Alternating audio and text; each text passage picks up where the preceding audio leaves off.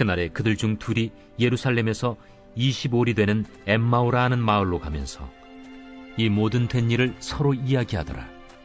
그들이 서로 이야기하며 문의할 때에 예수께서 가까이 이르러 그들과 동행하시나 그들의 눈이 가리어져서 그인 줄 알아보지 못하거늘 예수께서 이르시되 너희가 길 가면서 서로 주고받고 하는 이야기가 무엇이냐?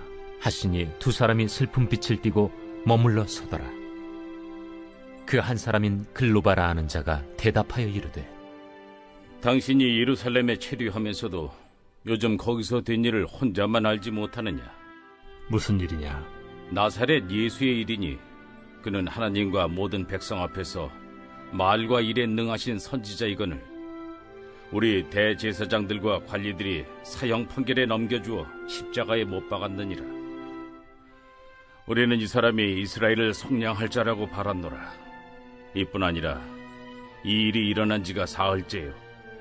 또한 우리 중에 어떤 여자들이 우리로 놀라게 하였으니 이는 그들이 새벽에 무덤에 갔다가 그의 시체는 보지 못하고 와서 그가 살아나셨다 하는 천사들의 나타남을 보았다 함이라. 또 우리와 함께 한 자 중에 두어 사람이 무덤에 가 과연 여자들이 말한 바와 같음을 보았으나 예수는 보지 못하였느니라. 미련하고 선지자들이 말한 모든 것을 마음에 더디 믿는 자들이여, 그리스도가 이런 고난을 받고 자기의 영광에 들어가야 할 것이 아니냐. 이에 모세와 모든 선지자의 글로 시작하여 모든 성경에 쓴 바 자기에 관한 것을 자세히 설명하시니라. 오늘 말씀에서 우리가 이제 묵상해 봐야 될 포인트가 어떤 것이냐.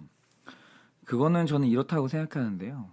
도대체 우리는 오늘도 살아계신 예수님을 어떻게 만나냐라는 거예요.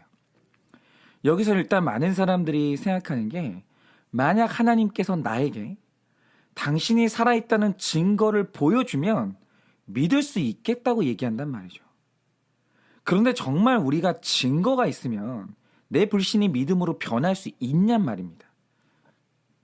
오늘 말씀을 보시면 그 답을 얻을 수 있는데요.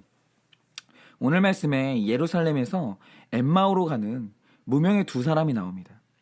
그런데 그들은 한때 예수님을 따랐던 사람이에요.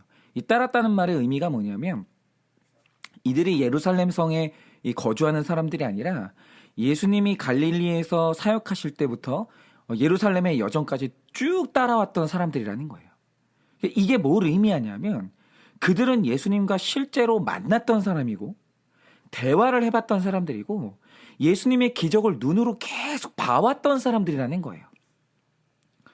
그들이 예수님을 계속 따라다녔다면 병을 고치고 귀신을 쫓는 것도 봤겠고, 구약에서 메시아의 기적이라 예언되었던 눈먼 자를 눈뜨게 하는 것도 봤을 것이고, 오병이어의 놀라운 기적도 봤을 것이고, 심지어 죽은 자를 살리는 것도 봤다는 거예요. 그리고 더 중요한 건, 이들이 불과 몇 시간 전에 예수가 살아났다는 여자들의 증언을 듣고 무덤에 직접 가서 무덤이 비어 있다는 것을 봤어요. 여러분, 세상에 내가 눈으로 봤다는 것보다 더 확실한 증거가 있겠습니까? 그런데 이 모든 증거들을 다 무시해도 좋을 만큼 더 중요한 증거가 나타나는데, 그게 뭐냐? 오늘 그들 앞에 부활의 예수님이 나타났어요.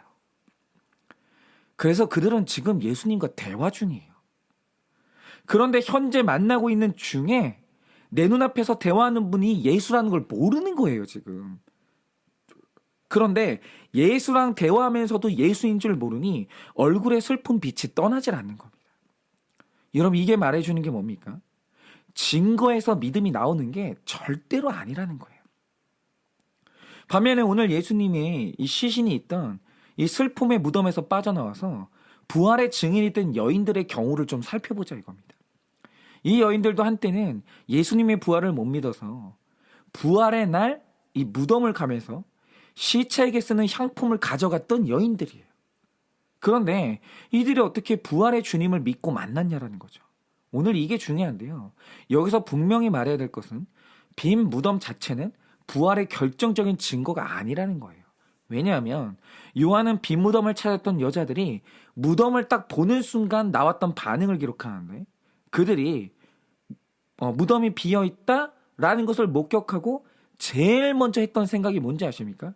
아, 누가 시신을 가져갔구나. 이 생각을 제일 먼저 했어요. 그런데 이게 좀 이상하지 않습니까?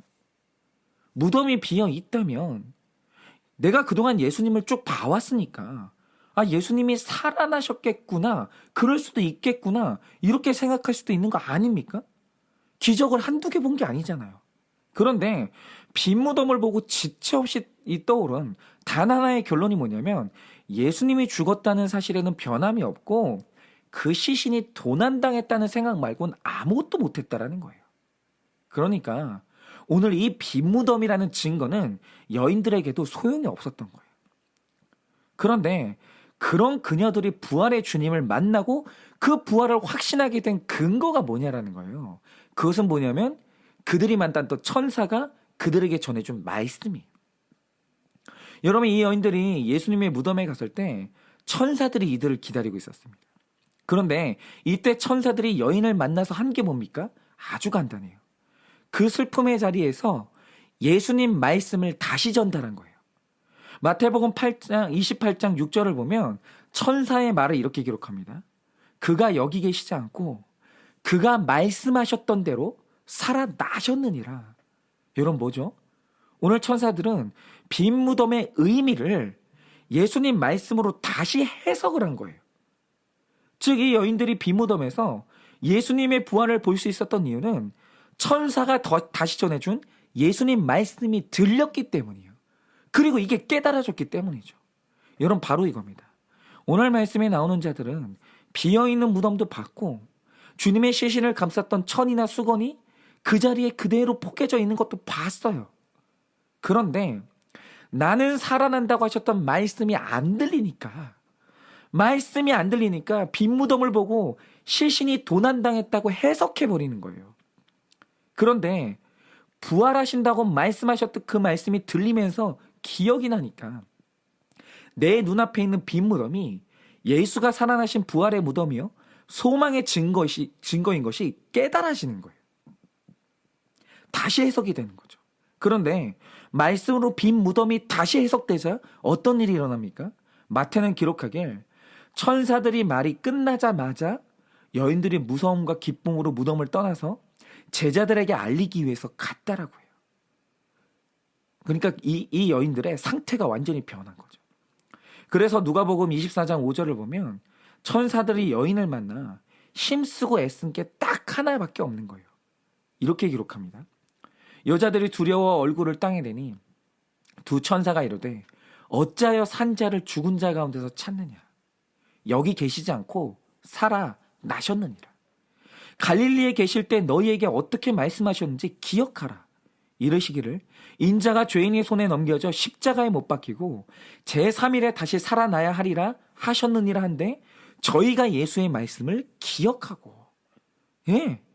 드디어 말씀이 기억이 났어요. 그래서 그 말씀을 기준으로 자기 앞에 펼쳐진 광경을 마침내 다시 해석하기 시작했어요. 여러분 바로 이겁니다. 성경이 기록하는 믿음의 순서는 뭐냐? 증거를 보고 말씀이 들린 게 아니라 말씀이 들릴 때 이미 온 세상에 채워져 있는 증거들이 재해석이 되기 시작한다는 거예요. 여러분 이스라엘 백성이 요단강을 건너 가나안 땅이라는 약속의 땅을 밟을 때 어떤 순서로 약속의 땅을 밟았습니까? 요단강이 갈라지는 증거를 보자 믿음이 생겨서 건너간 게 아니에요. 요단강이 갈라지리라는 말씀이 들려서 아직 갈라지지도 않은 강물에 발을 담그자 그때 비로소 강이 열리는 증거가 눈에 보이는 거예요. 그래서 성경을 보면 표적과 증거를 구했던 바리새인들이 눈앞에 예수님을 보고도 그를 알아보지 못했던 거예요. 왜냐하면 애초에 그들은 말씀이 안 들리는 사람들이었거든요. 그런데 말씀이 안 들리니 내 눈앞에 있는 이 목수가 내 구원자여 예수님이라는 사실이 해석이 안 되는 거예요. 여러분 오늘 말씀의 두 사람도 보세요. 그들은 이미 예수님이 하나님이라는 증거를 수없이 봤어요. 그리고 비어있는 무덤도 봤어요. 그런데 그분이 살아날 거라고 말씀하셨던 그 말씀은 기억나는 게 하나도 없는 거예요.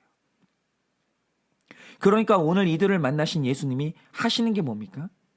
또 다른 증거를 하나 더 보여주시는 게 아니라 모세와 선지자의 말씀을 다시 들려주시는 거예요. 저는 이제 엠마오로 가는 이 두 명의 제자와도 이제 같은 사람이었는데요. 제가 걸어왔던 이 믿음의 길, 그 사역의 길을 가만히 묵상해 봤을 때 내가 갔던 방향은 어떤 방향이었을까? 과연 지난날 내 사역의 길이, 내 신앙의 길이 빈 무덤을 보고 예수님이 부활하신 증거라고 확신하고 큰 기쁨으로 달려나가 예수를 증거하는 방향이었는가라고 하면 저는 그게 아니었다는 거예요. 제가 걸어왔던 길은 오늘 이 말씀에 두 명이 걸어갔던 엠마오로 향하는 그 길이었다라는 거예요. 저는 그 빈 무덤을 보고 예수님의 시신이 도난당했다고 생각해서 슬픈 빛을 띠고 걸었던 그런 길이었어요. 왜냐하면 저도 어릴 때 예수님의 비어있던 무덤처럼 제 집에 비어있는 것들이 굉장히 많았습니다. 어떨 때는 집에 쌀통이 비어버린 것을 제 눈으로 봤던 날들이 있었고, 꼭 필요한 게 있어서 다니고 싶은 학원이 있어서 부모님께 돈을 달라고 했는데 돈이 비어있는 지갑을 보여주신 적이 있어요. 그런데 저는 그 비어있는 것들 속에서 부활하신 예수님이 안 보이는 거예요. 그러니까 교회를 다니고 목회자 자녀이면서도 늘 슬픈 빛을 띠고 불신자의 자리에 머물러 있었던 거예요. 그러니까 이런 거죠. 하나님이 살아계신다면, 정말 그분이 부활하셨다면 저렇게 열심히 사역하는 우리 아버지 인생에 왜 텅텅 비어가는 교회를 주시는가? 하나님이 살아계시다면 왜 텅텅 빈 지갑을 채워주지 않으시는가? 이렇게 내 인생에서 비어있는 것들이 해석이 안 되는 거예요. 그런데 어느 날 예수님이 증거가 아니라 말씀으로 찾아오셨어요. 그리고 말씀으로 내 인생에 비어있는 것들을 해석해 주시는데 이런 거였어요. 그래, 만약에 네 인생에 비어있는 곳을 내가 가득 채웠다고 하자. 내가 네 비어있는 지갑에 돈을 가득 채운다고 하자 이거죠. 그런데 너 그렇게 돈이 가득 차 있는 지갑이 있는데도 너 나를 의지할 수 있겠니? 너 정말 위기가 찾아왔을 때 돈 안 쓰고 너 기도할 수 있겠니? 그래, 너의 비어있는 스펙이 화려한 이력으로 가득 찼다고 하자. 그러면 너 겸손할 수 있겠니? 네가 정말 이 많은 유혹들 속에서 거룩과 구원을 지킬 수 있겠니? 이런 질문을 던지시는데 제 죄를 보게 만드는 말씀들이 들리는 거예요. 만약 내 비어있는 것들이 채워졌다면 내가 어떤 삶을 살았을지 그 말씀이 들리고 해석이 되는 거예요. 그러니까 제 인생에 비어있던 공간들이 다시 해석이 되는데 이 공간은 예수님이 죽어서 생긴 공간이 아니라 살아계시고 나를 사랑하신다는 증거로 다시 해석이 되는 거예요. 아, 사랑하고 나를 사랑하시고 살아계시기 때문에 내 인생에 이 비어있는 것들을 만드시는구나. 그리고 그 비어있는 곳을 그냥 둔 게 아니라 그 비어있는 곳들에 제 구원을 채우셨다라는 게 보이는 거예요. 여러분, 바로 이겁니다. 예수님은 증거와 표적으로 만날 수 있는 분이 아니라는 거예요. 예수님은 말씀이 들려야 내 삶을 채워주신 하나님의 은혜가 보이고 그가 살아계신 증거들이 눈에 보이고 그분의 100% 오르심이 인정이 되는 거예요. 그러므로 오늘 우리 신앙생활에서 바꿔야 될 것은 표적을 구하고 증거를 구하는 인생에서 말씀을 구하는 인생이 되시라는 거예요.